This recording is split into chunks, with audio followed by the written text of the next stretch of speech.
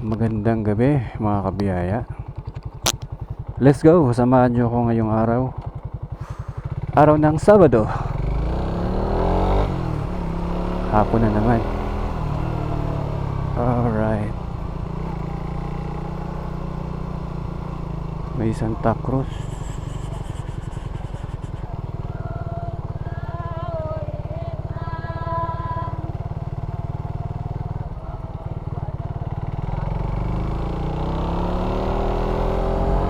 Alright, shout out sa mga kababayan natin dito sa Bicol. Grabe. Uso ngayon dito ang Santa Cruzan dahil ang dami nagpipiestahan talaga ngayon dito sa aming barangay at syempre sa aming lugar. Shout out sa mga nag Santa Cruz.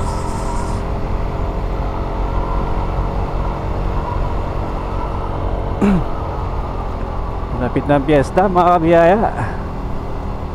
Kaso may pasok tayo. Talaga naman, no? Pag siniswerte tayo, piyesta, pasok. No choice, pumasok.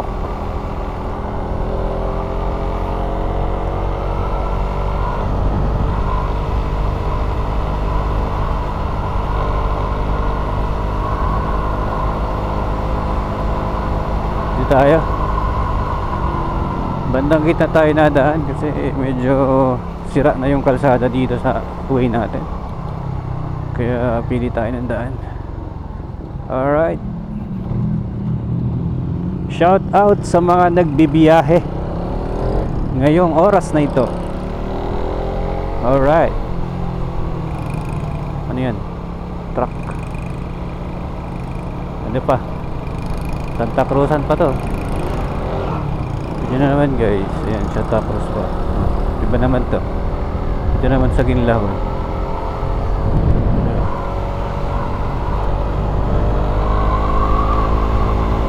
So kahit saan ngayon lugar mayroong ganyan, buwan ng Mayo talaga hindi nawawala ang tradisyon ng mga Pilipino.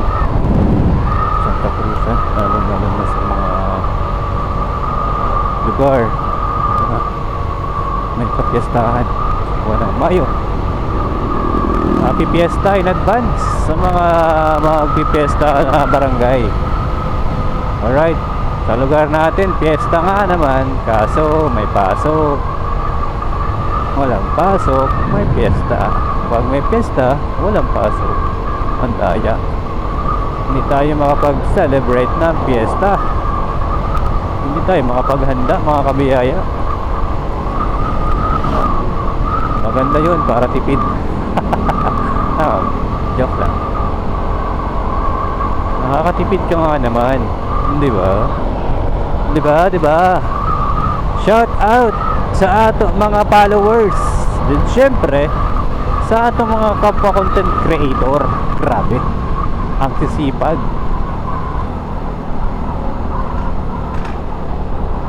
Oops, bilis. Grabe yan. Ang tuloy na na.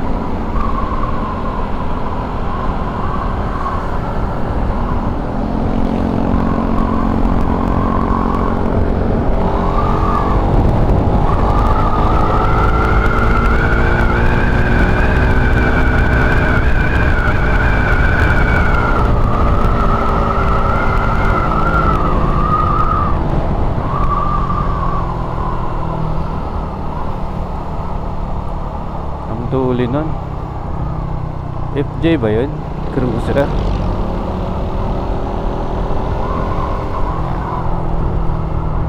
Evening po. Love you Lord.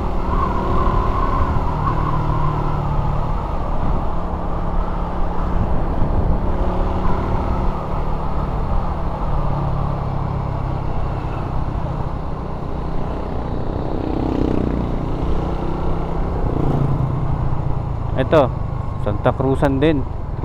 O, di ba? Pangatlong libot na nadaanan natin ngayon. Ngayong biyahe natin. So, sa Pangpangman yun. O, Tugos ata. Basta dito yung lugar na yan. Diba? Tatlo. Tatlo na yung nadaanan natin. Libot.